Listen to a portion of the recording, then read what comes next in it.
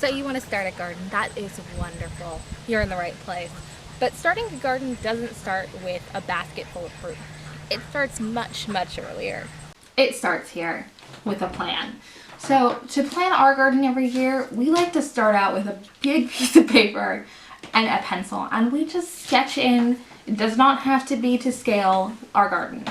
So as we made our garden bigger this year, we actually just kept drawing, which is why we've got such a big piece of paper. If you're starting small, do not worry about it. Use a printer piece of paper. It's not going to matter. The idea is to give you an idea of where you're going to plant stuff. And if you're not the one for the details, you do not have to stress this one. Now, I like details, so I like to fill in my sketch with exactly where everything's going so I can keep an idea of what I can plant, because let's be real, I kind of go a little overboard on our seeds, just a little.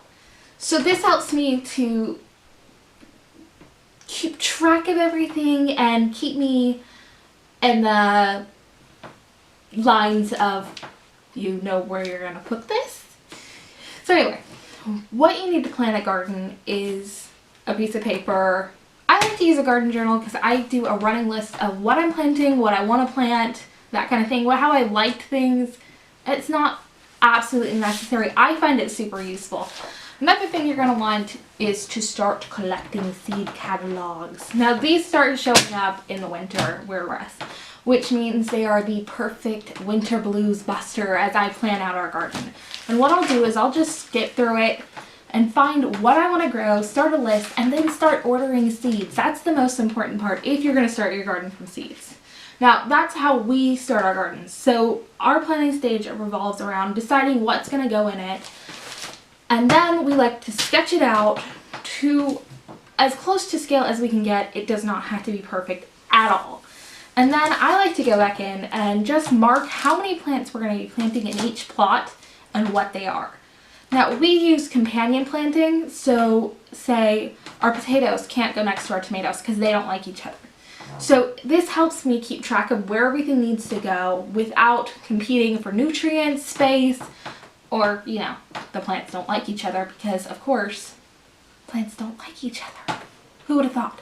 Anyway, so planting a garden is important, especially if you're planning on trying to replace your food sources and you're trying to grow enough to feed your entire family, or, you know, just you want to supplement your diet without buying store-bought produce, because let's face it, homegrown is so much better. It tastes so much better. Absolutely splendid. So planting your garden, drawing it out, ordering seeds, keeping a running list of what you're going to be planting when and how they did is a great way to plan out the garden.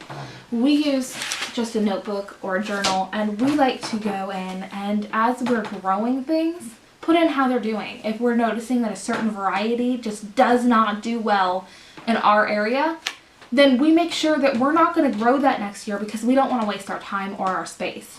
Space is really valuable.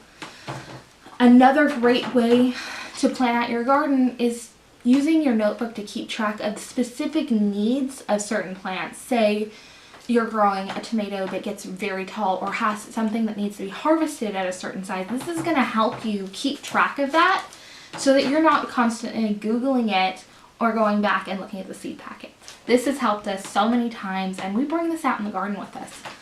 And it can be as simple as, you know, just scribbles on a page to scrapping it. Who doesn't love a junk journal? But that's it. Planting a garden is really super simple when you don't make it overly complex. Start with a piece of paper, start sketching, and then start a list of what you're going to want to grow.